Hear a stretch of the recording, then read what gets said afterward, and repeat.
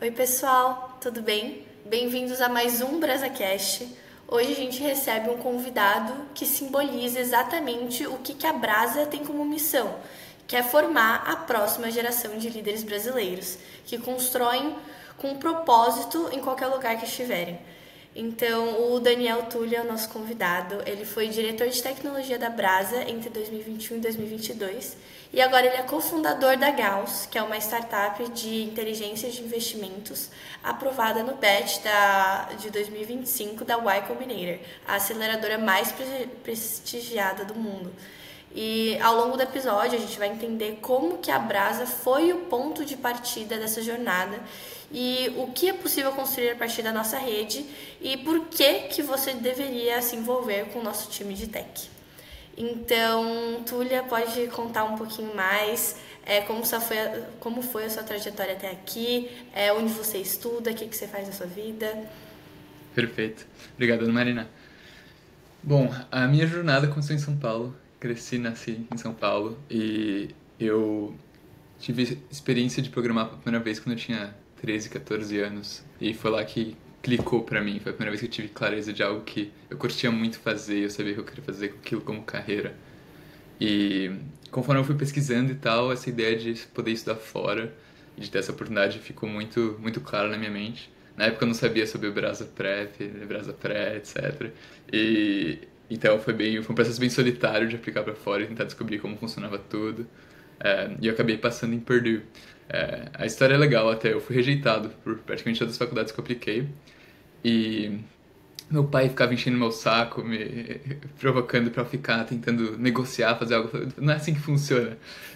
Mas aí decidi numa sexta-feira só mandar um e-mail explicando pra eles por que eles deviam reconsiderar a decisão deles. E passou 2 meses e eles decidiram me aceitar e eu acabei indo pra Purdue. E é meio louco de pensar, né, de como aquilo mudou minha trajetória. Mas eu acabei indo estudar ciência da computação em Purdue. Fui de São Paulo pro meio do Milharal, que foi uma transição interessante. Mas foi uma experiência incrível. Eu adorei lá e foi no meu primeiro semestre em Purdue que eu conheci a chapter de Purdue da Brasa. E por lá eu conheci a Brasa Global, etc. E foi uma experiência incrível. Foi lá também que eu comecei a pensar sobre estágios, né, e carreira. E eu fui na Brasa Summit, na época chamava Brasusk. E foi em 2018 e foi por lá que eu peguei meu primeiro estágio na B3, na Bolsa do Brasil. E é engraçado, né, que lá começa a minha jornada com investimentos, que eventualmente levou a startup. Então a Brasa sempre teve aí por toda a jornada. E depois disso eu fiz mais alguns estágios em empresas americanas mesmo, mas todos em fintech. Então meio que realmente ajudou a começar a jornada. E foi nesse segundo ano de faculdade que eu também apliquei pensar no time de tech da Brasa. E fui rejeitado. E como eu aprendi com a faculdade, nem sempre um não é um não final, né? Então, depois de continuar estudando, continuar me desenvolvendo, eu decidi no meu terceiro ano de faculdade aplicar de novo para a Brasa e eu passei por time de desenvolvimento de tech e foi uma rede muito especial para mim. Eu estava chegando num ponto onde o aprendizado da faculdade estava começando a chegar naquele limite, assim, não estava sendo mais tão enriquecedor. Eu estava procurando novos desafios e toda a missão da Brasa de empoderar brasileiros, eu sabia o quanto eu queria ter tido aquele apoio quando eu estava tentando aplicar e quando eu estava começando a faculdade. E eu sei quão importante para mim foi ter essa rede de brasileiros durante toda a jornada. Então, eu consegui passar no time de tech e conheci um grupo de amigos que eu tenho até hoje. Eu falei com vários deles semana passada e é realmente uma rede muito forte. E foi super oportunidade de desenvolvimento. A gente trabalhava como uma startup, de certa maneira, e tentava gerar resultados rápido e, obviamente, sempre tem a próxima conferência, os próximos objetivos. Então foi uma experiência muito legal de levar algo de 0 a 1 e continuar nessa jornada. E depois de mais ou menos 8 meses no time de tech, apareceu a oportunidade de virar diretor. E eu nunca tive desejo de virar diretor no time de tech. Eu entrei querendo programar e fazer minha coisa simples ali. E eu nunca tinha tido interesse em geral de ser um chefe, né, de liderar time. Eu gostava de programar, era bem simples. Mas aí eu conversei com o diretor na época, que era o do Benet, e ele falou, tipo, o que que você tem a perder? Se você tem interesse algum, acho que valia pelo menos tentar, né? E eu acho que esse foi um dos aspectos que eu penso muito sobre a Brasa, né? Que eu tinha feito vários estágios naquele ponto, e eu tinha muita confiança que eu gostava da minha carreira, da direção que estava indo. Mas é aquela coisa que eu nunca teria tido a experiência de liderar um time, se não fosse pela Brasa. E participar do time de tech ali e fazer toda essa experiência como diretor foi incrível. E eu adorei. Realmente foi muito mais legal do que a experiência de ser um analista. Eu me senti mais envolvido com a missão, eu descobri coisas sobre mim que eu não conhecia, eu me desenvolvi de maneiras que eu não conseguia imaginar. Então, realmente é uma experiência que hoje, agora, fazendo minha própria startup e pensando em liderar time novamente, acho que eu tenho muita gratidão que eu tive essa oportunidade durante o meu período da faculdade. Né? Nossa, não, é realmente muito enriquecedor, muito legal ouvir toda a sua experiência com a Brasa e com toda a rede Brasa, né?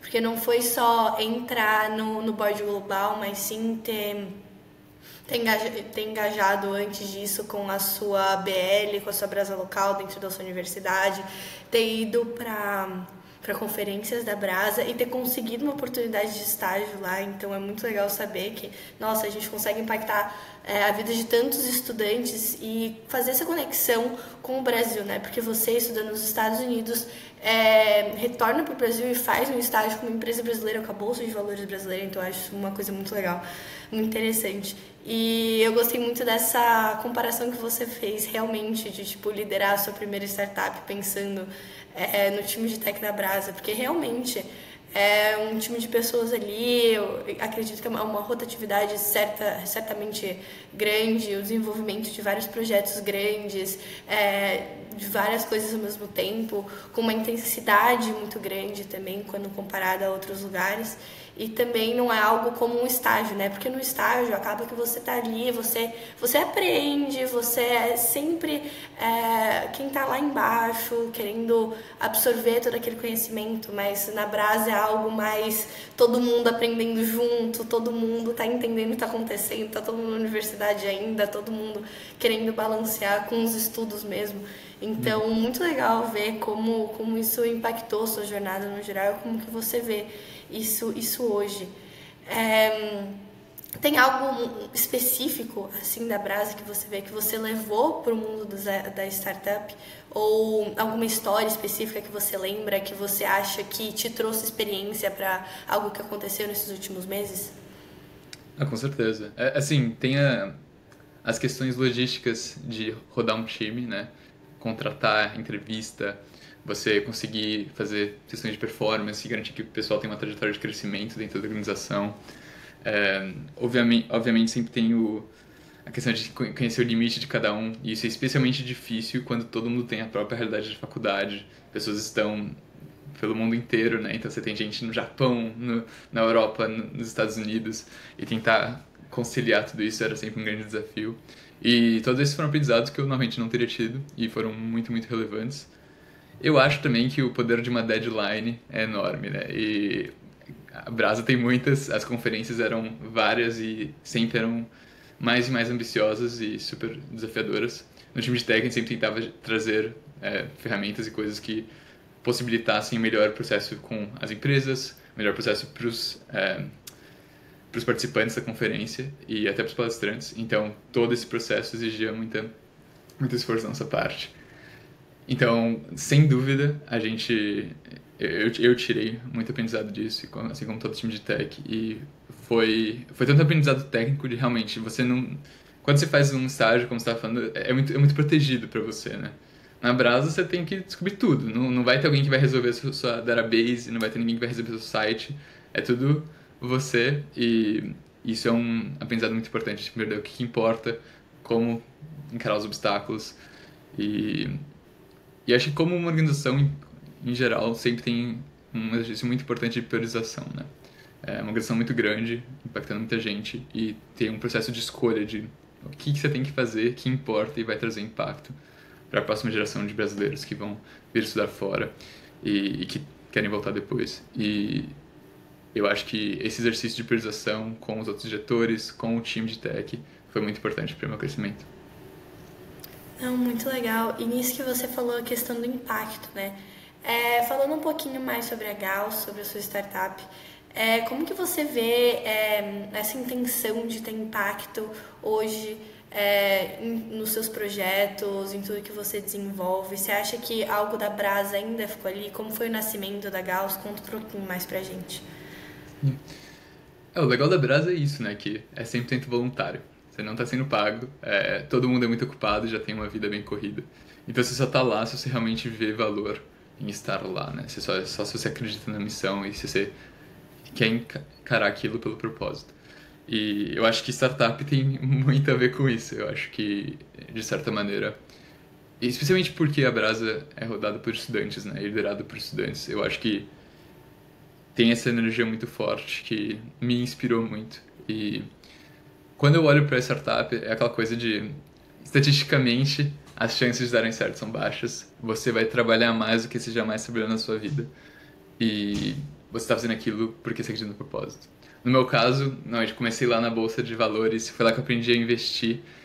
Então, a minha jornada de investimento começou lá. Logo depois teve a pandemia, e lá eu comecei a ler livros sobre investimento, etc. E foi meio louco, né? Porque na faculdade não tinha aula de investimentos ou finanças praticamente. No colégio ninguém aprendeu. Então eu tinha essa rede de amigos extremamente inteligente, dedicada, que estava começando a ganhar dinheiro, né? Que começando a fazer os primeiros estágios, etc. E ninguém tinha ideia de como alocar esse dinheiro e de como realmente proteger aquele dinheiro, né? Que é uma coisa muito importante. Especialmente importante no Brasil, né? Onde a inflação é tão alta. E aquilo começou a me... Então, primeiro eu foquei em o que eu posso fazer comigo mesmo, né? E tentar aprender. E foi difícil. Teve muita leitura e muito aprendizado e muita sigla. E acho que aquilo começou a plantar a sementinha. Então, quando eu saí da faculdade, eu fui trabalhar numa empresa, no Stripe, e lá eu aprendi muito sobre engenharia de qualidade e rodar sistemas. Mas foi também nesse processo que eu fiquei com aquela coceira de fazer algo como eu fiz na Brasa, né? De realmente ter um time e tá muito mais linkado com a missão. E, e a gente tá... Agora, eu conheci o Bruno, meu co-founder, ano passado, e a gente começou a falar exatamente sobre esse problema. Ele trabalhou no Nubank, no Brasil, que obviamente fez um grande passo para frente aí de democratizar acesso a coisas como só investir no CDI, né? Mas é só o começo e eu acho que é muito claro para mim ainda, mesmo agora no meu último emprego, pessoas que têm super oportunidade, são super bem educadas e ainda não sabem o que fazer e como proteger e como crescer o capital. E a gente aí está numa missão de usar a inteligência artificial para facilitar isso, né? A gente agora tem essa inteligência que está sempre à sua disposição e a gente acha que isso pode ser usado muito bem para ajudar as pessoas a fazerem decisões melhores, fazerem decisões menos emocionais, né? Acho que como é tão emocional você acumular esse dinheiro, é muito fácil de fazer decisões um pouco precipitadas com esse dinheiro, né? Se o mercado está caindo e você tem investimentos e renda variável, talvez você vai vender. E muitas vezes essa decisão é errada. Então, só ter fatos ali que estão à sua disposição, só ter uma memória que tem o seu contexto por trás, a gente acha que vai fazer muita diferença para tirar um pouco esse lado emocional e garantir que as pessoas fazem decisões que fazem mais sentido para elas a longo prazo. Então, a gente está trabalhando nessa direção, está bem animado. E começamos aí oficialmente faz 2 meses na Y Combinator. Meu Deus. Então realmente é algo muito, muito, muito recente. E, nossa, nessa era de inteligência artificial que ainda tem tanto desenvolvimento para vir, eu imagino. E a gente não tem nem muita noção de onde que a inteligência artificial ainda vai levar a gente. Como que você vê isso no futuro da startup? Você vê algo que, tipo assim, nossa, talvez ainda aconteça algum desenvolvimento de alguma tecnologia específica que ajude muita gente? Vocês esperam isso? Vocês pensam em desenvolver algo? Como funciona? Bom, do lado tecnológico em si, eu acho curioso, né? Porque com a tecnologia que a gente tem hoje, se parasse o desenvolvimento, todos os laboratórios parassem, né? Não tem mais OpenAI, não tem mais Anthropic. Eu acho que ainda tem muita revolução para ser feita, sabe? É muita questão de como aplicar essa inteligência que a gente tem agora. E eu acho que isso é uma oportunidade enorme e E é engraçado pra mim, porque frequentemente a gente recebe a pergunta: por que você não faz isso pros bancos de investimento, né? E assim, já tem muita gente fazendo isso. Mas acho que isso que é interessante, que todo mundo tá indo mais nessa direção. Mas nós, como indivíduos, a gente tem o ChatGPT, a gente tem o Claude, né? A gente tem essas ferramentas diretas, mas não tem a aplicação pro resto das nossas vidas, né? Então, a gente ainda tem que botar muito esforço para receber esse resultado. Então, eu acredito que os modelos vão continuar melhorando e que essa tecnologia vai continuar ficando mais e mais confiável, fazer menos erros e chegar um pouquinho mais perto do que um ser humano consegue fazer em alguns sentidos. É difícil saber quando e com que velocidade, então tudo aqui é baseado em premissas e hipóteses, né? Eu não sou o expert no assunto, mas eu acredito que tem muita disrupção para ser feita com o que a gente já tem hoje. E com certeza a gente, dentro do Gauss, a gente está pensando muito de como a gente pode otimizar essa tecnologia, né? Então tem muitas coisas que você pode fazer, dado o modelo base, em melhorar o resultado para a vida financeira das pessoas. Então a gente com certeza investe muito nisso. Entendi. Então, deixa eu te perguntar. Para quem que está ouvindo aqui o nosso podcast e quer seguir um caminho parecido, tanto pensando em startup, tanto pensando no mercado de investimentos no geral, pensando nas tecnologias, pensando em inteligência artificial, o que você diria? Por onde começar?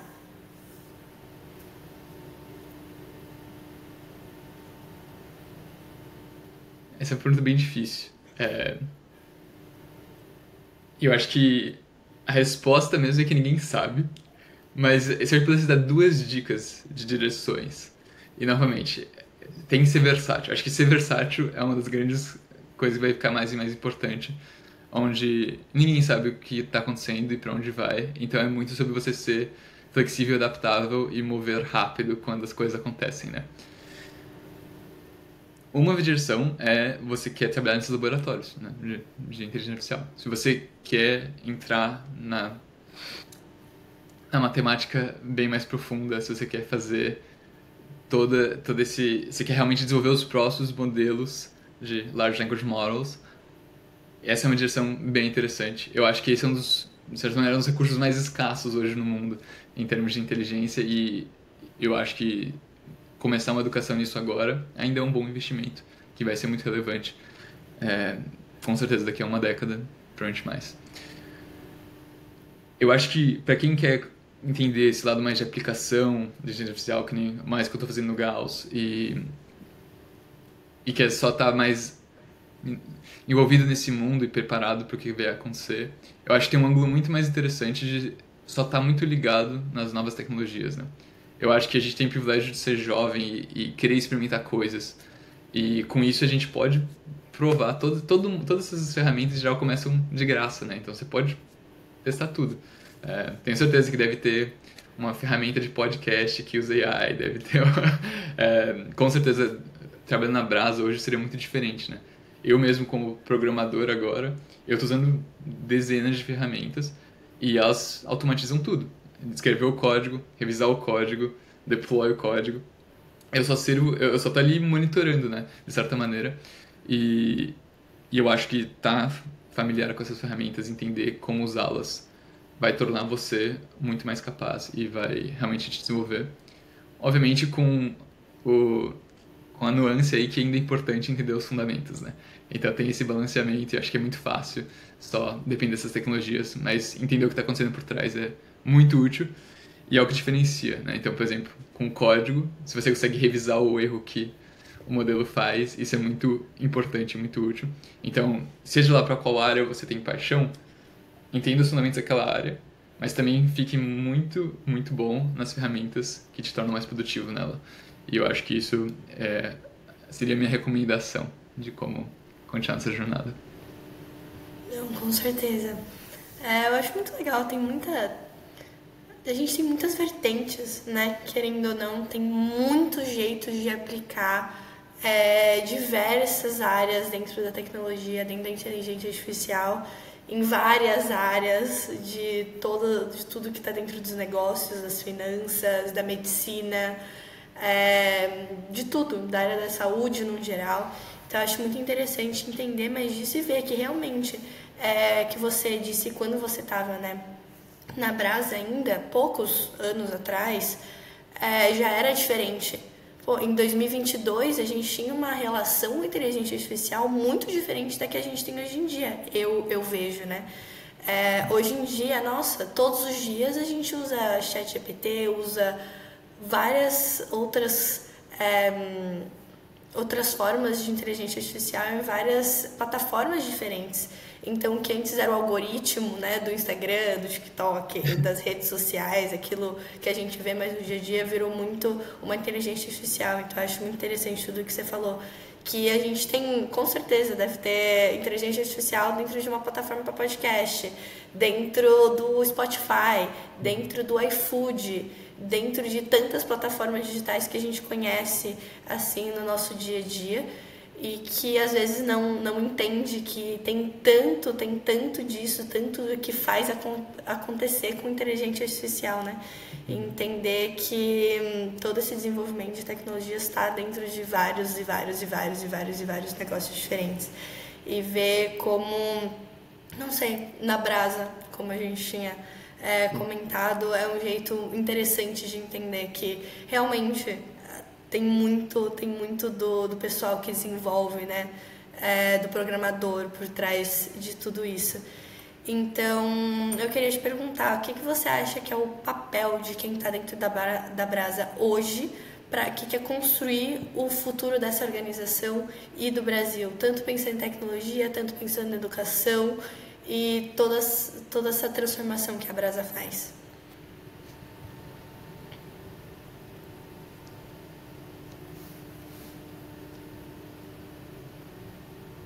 De certa maneira,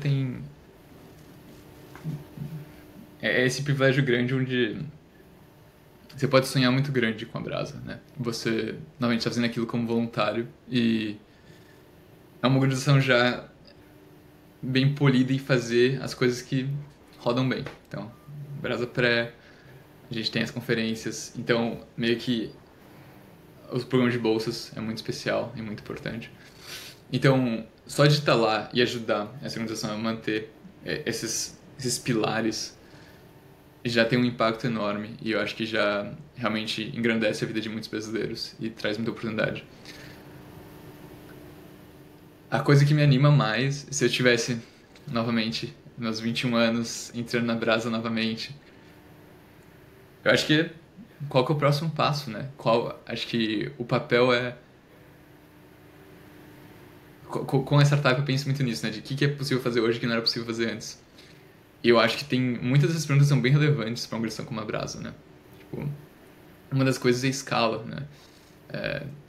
Como você pode, talvez, aumentar a escala do que a Brasa faz e ajudar mais brasileiros, né? Porque tem muitos e muitos na fila, com certeza, que querem ter essa oportunidade. E como você pode usar as tecnologias novas que temos, o rigor da organização subindo e garantir que tudo isso traz mais impacto. Então, eu acho que se eu tivesse que pensar hoje nos 25, o pensamento seria isso, de tem os pilares e manter os pilares bem, mas quais são os próximos passos e como a gente pode aumentar ainda mais o impacto da organização. Eu não tenho a resposta, acho que provavelmente envolveria alguma coisa como bolsas ou pré, ou mais eventos com todo o time de membership e as network da Brasa Global, mas é um desafio muito legal. Não, com certeza. Então, Daniel, muito obrigada em compartilhar um pouco da sua jornada e por mostrar que realmente tudo começa com um primeiro time, com uma rede, com uma comunidade e um propósito claro na nossa mente, né? E para você que ouviu a gente até aqui, o time de tecnologia da Brasa está com vagas abertas. Então, se você quer aprender de verdade, construir produto e fazer parte de uma rede que forma alumni como o Daniel, esse é o seu momento. O link para você se inscrever está na bio do nosso Instagram, que é @golbrasa. Então, vem com a gente para construir o futuro, começando pela nossa rede, pela nossa comunidade. E muito obrigada e até o próximo BrasaCast.